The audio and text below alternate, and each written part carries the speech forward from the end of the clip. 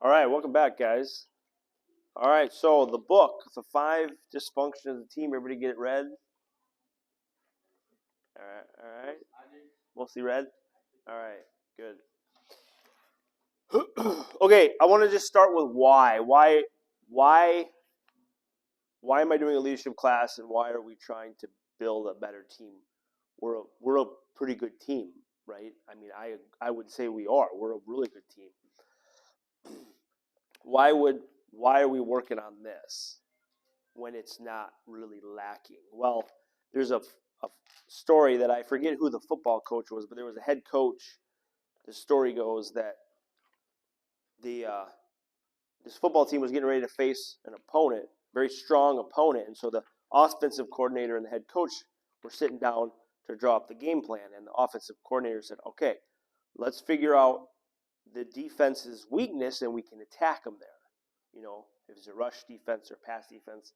And the head coach said, "No, let's find their strength and attack that, because we can always attack the weakness. They're weak there. If we can beat their strength, we're going to win." So that's what I'm doing. I'm building on our strength. We're already a good team. I want to be a better team. Okay, so the first dysfunction of a team, anybody? The first dysfunction. Yes, Ryan. Lack of trust. That's what we're going to talk about today. Lack of trust. Now, this is not me giving you information. This is a conversation, okay? So I want interaction, okay? So feel free to interrupt me. You don't have to put your hand in the air. This is a discussion. I want this really practical. What exactly do I do to lead, to build trust in K construction? Okay, we went through, or we watched the clip from the Band of Brothers last week. I don't know if I'll take the time to play it again, but I would encourage you all to go. You know what? I'll just text you all the link. Go watch it again. Especially when you can actually hear it, because there's a lot of powerful words in there, and I'm going to reference them. So we'll send you the link, and you can go watch it. Okay.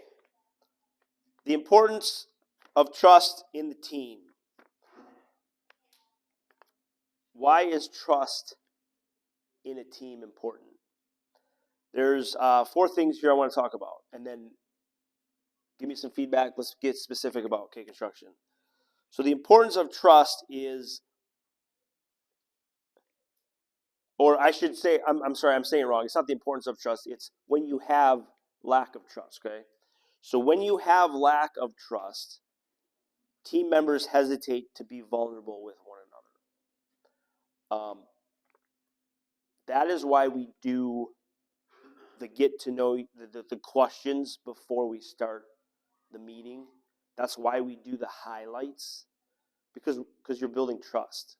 You're getting to know what was the other person sitting next to you, what was his highlight this week. The question we ask before we start the meeting over in the shop, you get to learn about each other. In the book, when they went to that off-site, they started with a very personal question. When you know the guy sitting next to you, you're going to trust him more, right? You're going to be more vulnerable with him. Second thing, they avoid admitting weakness or failure.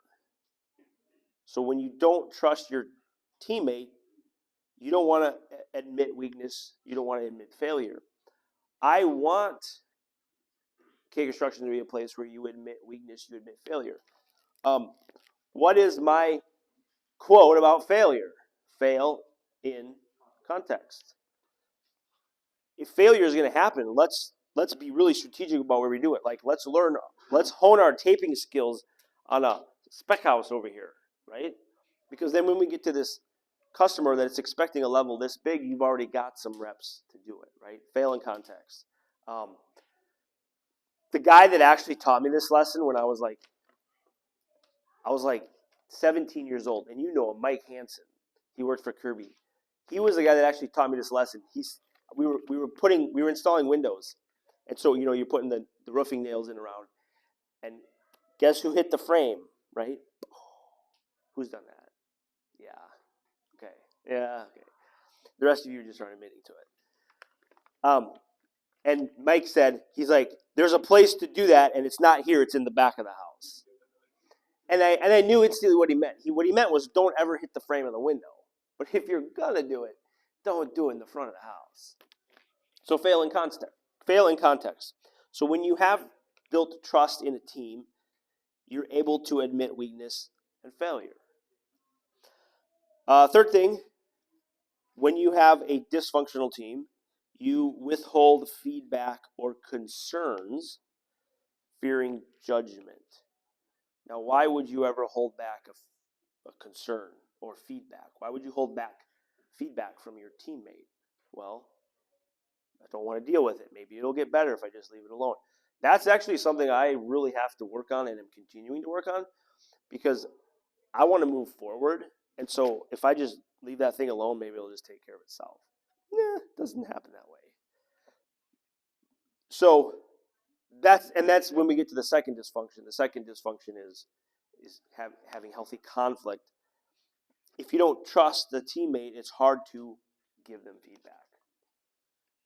And then the fourth thing, when you're a dysfunctional or an untrusting team, is you struggle with collaboration and delegation. If you are going to delegate something to someone, so I'm talking to, again, leaders. So project manager, you want to be a project manager, want to climb into a leadership position, you're going to have to delegate something. Even at a foreman level, you got to delegate something. You're not going to delegate that to somebody you don't trust, right? And that's why trust is so important. The rules of delegation are, if I'm going to delegate something to you, I have to trust your competency. And so if you're able to do it, and again, another reason why I wanted to get everybody over there just to put a trowel in your hand, because now I kind of know where I can trust you, right? Okay, now I've seen you do it. I know your competency. Now I can trust you. Okay, the link that I'll send you for that video from Band of Brothers is it's Lieutenant Dyke, and we watched it last week. It's when he gets into combat, he freezes up, and he doesn't make a decision. And the clip I want to show you actually shows before they get into combat, where the guys are already figuring out that he can't make decisions, and he certainly is not leading the way. And so when they get into combat, the trust was never there, right? The trust was never there before they got into combat. When they got into combat, all the guys that had to follow him pretty much knew what was going to happen, and he did. Sure enough, he froze up, couldn't make a decision. That's the importance of building trust. And, it's not life or death with us, but it is ultimately profitability, losing money, making money. That's kind of our life and death here. So building that trust before you get into that situation. So for them, it was getting shot at by the enemy. For us, it would be on site with the customer, right? We need to build that trust before we get to the job site and the materials are wrong. The scope's not clearly spelled out. We got to build that trust before that point. Because when you get to that point, then it's just a blame game, right? Then who did this wrong? Who did this wrong? Versus a team effort, which is how can we get this right?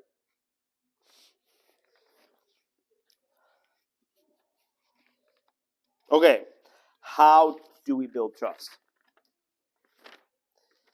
So again, what is the K construction definition of leadership? The K construction definition of leadership: out front. So I want you guys to remember that. When I say leader, I mean out front. So out front of a problem, out front of a situation.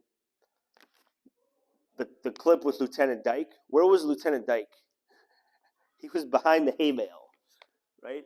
Cowering. That is a very clear contrast that I'm trying to draw. Okay, so you're a leader of something, whether it's K Construction, at K Construction, whether it's at home, it's in your church. At the very least, you're the leader of you. So I'm defining that as out front. Okay, three ways to build trust. Number one, lead with vulnerability and honesty.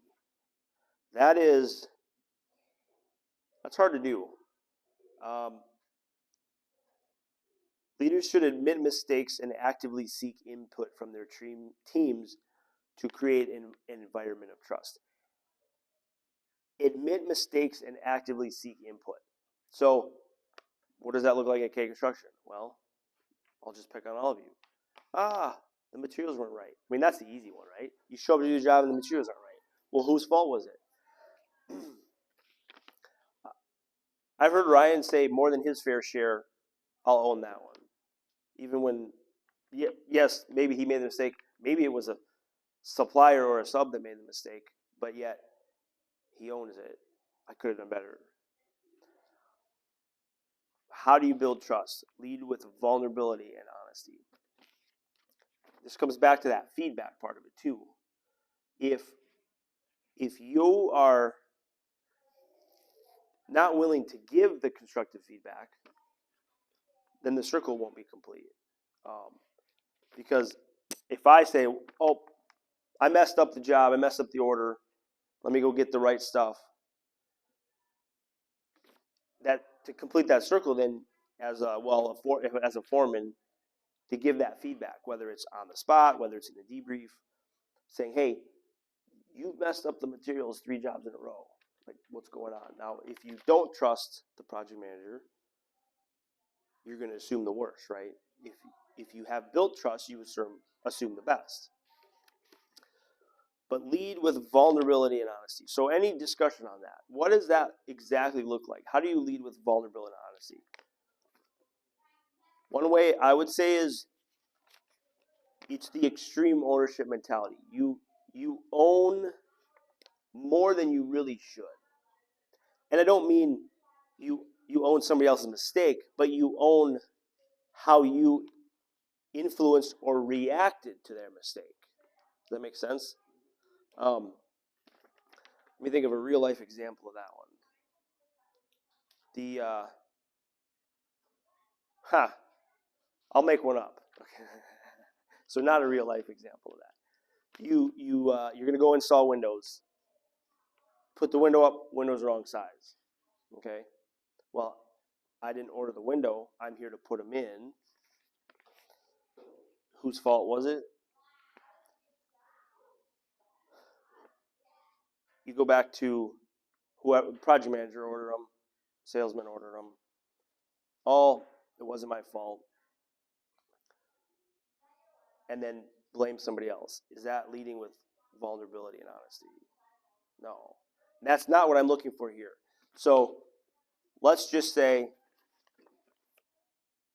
project manager didn't order the windows. There was a third-party salesman involved. What I'm looking for in the extreme ownership, and I'm referencing that book, but the book Extreme Ownership talks about, okay, the salesman ordered the windows, but did I do everything I could have?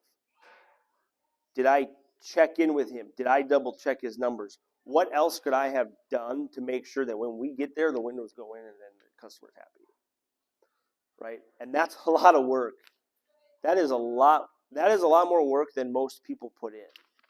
But to provide a quality construction experience, the key word being the experience, we're going to have to work harder. We're going to have to do more. Any other input on that? Yeah.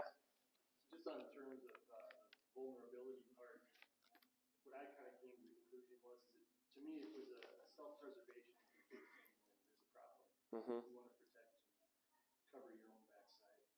So there's an initial tendency to want to deflect and preserve your reputation, your image, whatever it was.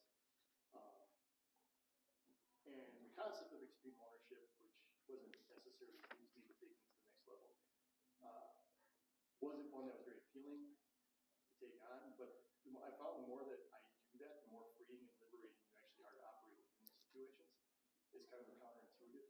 Mm-hmm. And in a way, you find different sets of self-preservation within that because you're preserving. Yep. It's definitely less me focused and more us focused. Yep. And that's, as we get into the book, the 5 dysfunctions, that he talks about the team mentality versus the individual mentality. And Peter's right. When you don't lead with vulnerability and honesty, it's because you're saving yourself, and you're not a team player. You know what? I don't care what happens to the team. I got to take care of me. And so I'm going to make me look good by saying, well, it was his fault. The windows were wrong, versus I could have done more. So, any other comments on that? Am I being clear on what vulnerability and honesty is? Because that starts right here. I would never ask you guys to do something I wouldn't do. And so when I'm saying lead with vulnerability and honesty, I have to start by admitting the mistakes that I've made before I can expect you guys to. I think personally, I've discovered that by leading with extreme ownership and the vulnerable side, it ends up allows you to learn from scenarios that may not even be your fault, instead of remaining at the same level that you would be. And using the example of like the window, you know, say if it was another vendor salesman, that's a real life example. Yeah, I was loosely basing on your. Right. The vendor salesman orders the window and it's wrong, and so the project manager's first response is, "Well, it wasn't my fault." You know, it leaves on the table the opportunity for the project manager to actually learn how to order the window better than what the salesman apparently could. Mm-hmm. Instead of owning it and being like, "Well, let me learn how to do it right next time."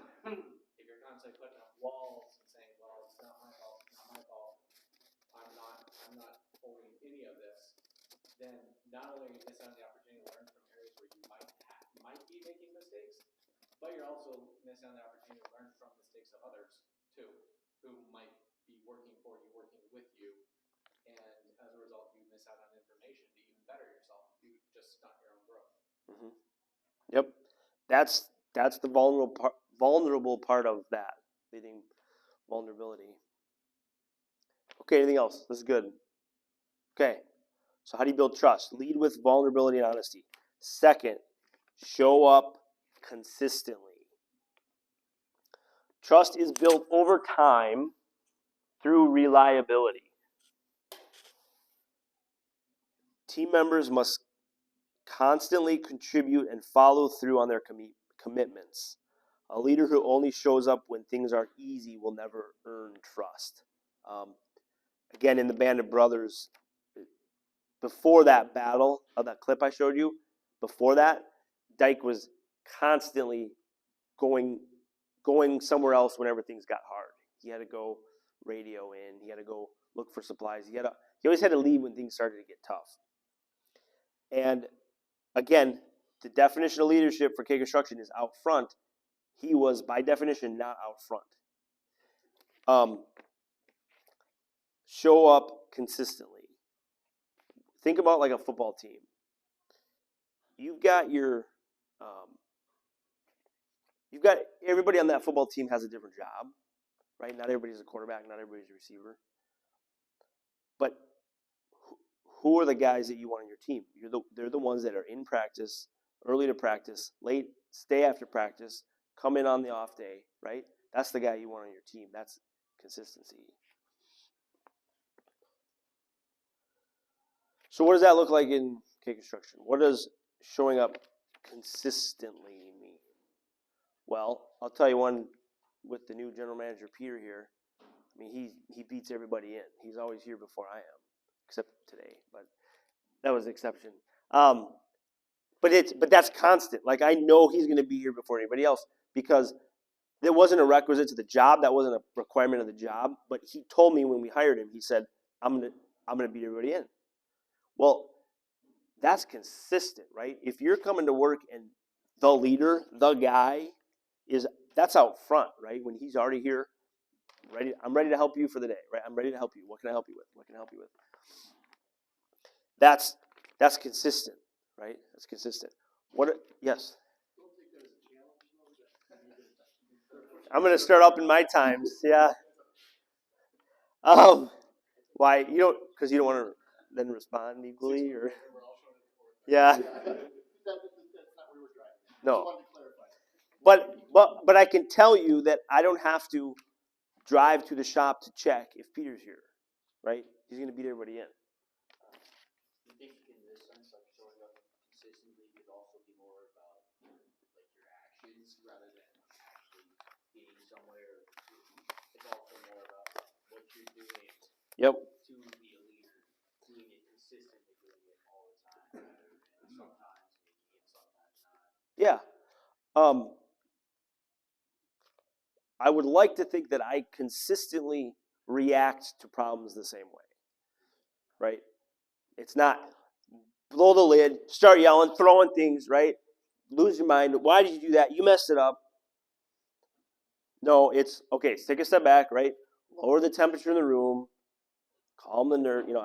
I don't have respect for people that can't control their emotions because we all know there's some of those people in our life. We all know those people.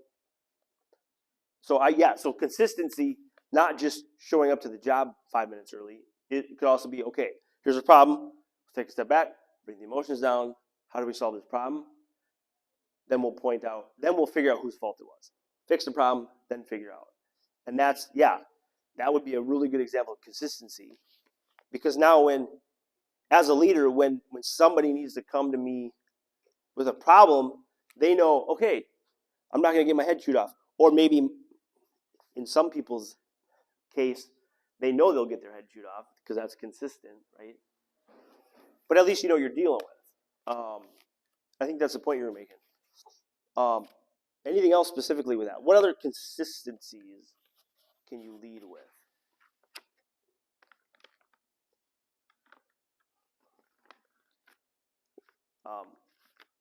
Just what we were doing this week with the taping. I know it seems like a small, menial thing, but when you do something the same way because it works every time, you can now your customers know they're going to get excellence, right? They're going to get a taping job, which is what we were practicing this week. That's going to be consistent across the whole company. What? Yeah. Yep. You faster. Practice makes perfect. So showing up with consistency.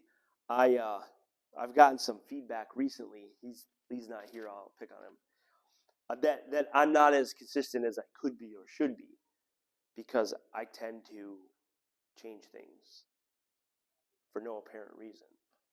And I'm realizing, you know what? He just pointed out a blind spot, right? Because I'm looking this way and I didn't see this over here, and this blind spot was maybe don't change things quite so much that don't need to be changed. Just because you like it doesn't mean it's, consistent. So I got to show up consistent. And I'll say it again, it all starts right here. I can't expect you guys to show up consistently if I'm not. It starts here. Okay, so what else specific to K construction? Show up consistently. Your workmanship, time, just physically showing up with your workmanship. What else? There it is. Your language, your speech, your communication. We say, providing ink and a quality construction experience. 90% of that experience is our communication with the customer. I don't know how many times I've heard from a customer that, I can't get a hold of, and then fill in the blank. Another carpenter, somebody, they're waiting on something. That's very inconsistent, right? That's not who we are as a company. And as you guys are looking, you are in leaderships or you're looking to move into a leadership, that consistency of communication is 90% of the battle with the customer. So as project manager, general manager, you're looking at a leadership position, even if foreman, you're leading another guy. If I can't get a hold of, right? Who's heard that? Somebody say, I couldn't get a hold of, or experienced it, I couldn't get a hold of. That's obviously if somebody's busy and you're calling and they're not answering because they're doing something. But the consistency of you know if they don't answer, they're going to call you back as soon as they can, right? Because you know they're consistent. Okay, so lead with vulnerability and honesty. Second, show up consistently. And then third, make decisions with confidence. So when Winters sent Spears in to take over for Dyke, Spears got the information, made decisions. You guys go that way, you guys go that way, everybody else follow me. And they went. Again, we're not running into battle where we could die, but we certainly, between losing money and making money on a job, that's our life and death. So making decisions with confidence. Now, I didn't say making the right decision with confidence. It's making a decision. So the worst thing that can happen, whether it's in battle or in construction, is no decision at all. So making a decision. How does that look in K construction? Trust grows when people see their leaders and teammates act decisively and efficiently in difficult situations. I like to say, I'll make a decision, and then if there was wrong one, I'll make another one. And if that one wasn't right, I'll make another one. And that's what I'm looking for at K Construction. Something, windows are wrong, right? Okay, let's make a decision here. Do we order new windows? We got to weigh all the options, but then let's make a decision. We don't want this to go 3 days and the customer doesn't know what's up. They know what's going on. Making a decision. Make decision with confidence. Quickly, with confidence. It doesn't have to be the right one. It just has to be a decision. All right. So what does that look like? Well, for you guys that were over at 409 this week, there were so many decisions being made about who was where, right? I mean, we were just all tripping over each other. So between me and Jared too, but we were making decisions. Okay, that room's full of people, so you go over into this one. And then obviously we wanted to expand everybody's skills, and so we were throwing all the different tasks at you guys, but there were so many little decisions. Okay, you take that room, you take that room. Okay, you're at a stopping point, come over here and start doing this, right? And it kind of felt like organized chaos there, and it was, right? I'm not looking for K Construction job sites to look like that consistently. Once in a while, it has to happen that way to get something done, right? You just got to get something done. That was very chaotic. Again, I'm not looking for that to be the normal. I'm looking for that to be the exception to the rule. But there were just a lot of decisions made there, right? Dean, we're full. Dean showed up, and so I parked him over doing car siding because we had no more room, right? But we had plenty to do. And so I made that decision, right, wrong, or otherwise. That was a decision. One of many. Okay, so any discussions, comments with making decisions with confidence? I heard a piece of advice yesterday, good, bad, or different, that said get in trouble for what you do, not for what you didn't do. Yeah. And the part that tempered that comment would be the one with confidence. I worked with a company down in Tennessee for a while, and sometimes directions were pretty unclear, and sometimes there was a better way to do something, or we would pivot to a different direction, and the guy I worked with said, you can pivot, you can change, make your decision, but always have a good reason for doing it. Yep. And that was kind of the confidence thing, and at the end of the day, if you got chewed out because the job was done, you just didn't do it quite the way the guy really anticipated or expected, he always at least respected the fact that you did it for that way, for a reason. Yep. And moving on, then he would be more clear. Yep. But So, you made a decision to move ahead. So at K Construction, I would rather the job was done, not perfectly, than not done perfectly. Meaning, it's not done yet, but boy, is everything just absolutely perfect. That's not how I want this company to run. I want it to run as, we're going to get it done, we're going to make the best decisions we can with the information we have, but we're going to keep moving forward. Because getting stuck on, well, this thing isn't exactly perfect. Again, everybody that was at 409 knows exactly what I'm talking about. Normally when you mud a house, you go through the entire house and you put your paper tape on.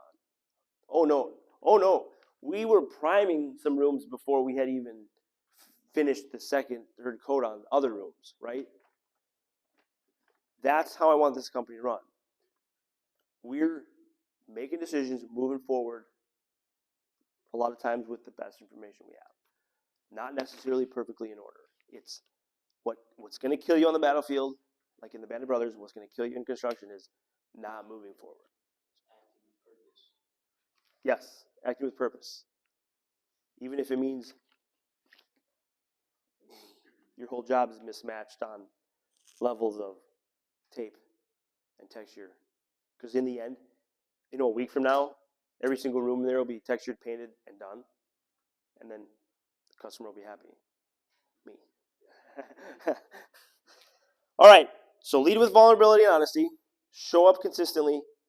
Make decisions with confidence. That's how you build trust. So Peter referenced it a minute ago. We're going to do some team building things here in 2 weeks, maybe 4 weeks. We'll let you know. But very specific to building trust with each other, okay? And again, when we have the question before the shop, I know we skipped over it today. What was last week's? What was the question or last time? I don't remember. See, none of us remember. But yet we're learning something about. So the question today was that you guys will hear next week. I'll give you the insider scoop here.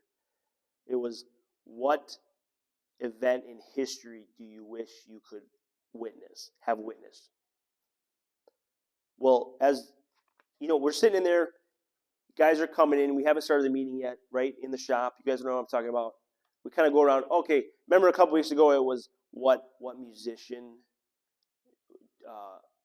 do you wish you could cancel? No. What was it? What trend would you get rid of? Yeah, that was right. What clothing trend would you get rid of, right? Or the musician one. I don't remember what the musician question was, but I remember a lot of us said, yeah, a lot of us said Taylor Swift. So now I know that about you guys, right?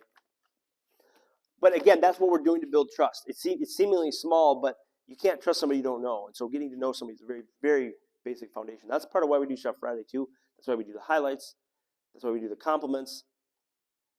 You might not work on the same job site as another guy. How are you going to know if he's doing a good job and the customers like him? Because we read the compliments, text the compliments in. That's all partially how we build trust. And then in a couple weeks, we're going to do some team building stuff. All right. Once again, lead with vulnerability and honesty. Show up consistently. Make decisions with confidence. That's part of being out front. All right. That's all I got. So I will text you guys the link for the Band of Brothers clip I want you guys to watch. And just think about these things when you're watching that. All right? Yes? So I assume the next one we're hitting the second step? Yes. So next time, that'll be in a month. The 4th, I think. The 4th of April. We will be talking about the second dysfunction, which is fear of conflict. Fear of conflict. Yeah, fear of conflict. But I just want to say it again. If you can't give that feedback to somebody, or you can't have that healthy conflict with them, it's because you don't trust them. That's why the first one is trust. Build trust.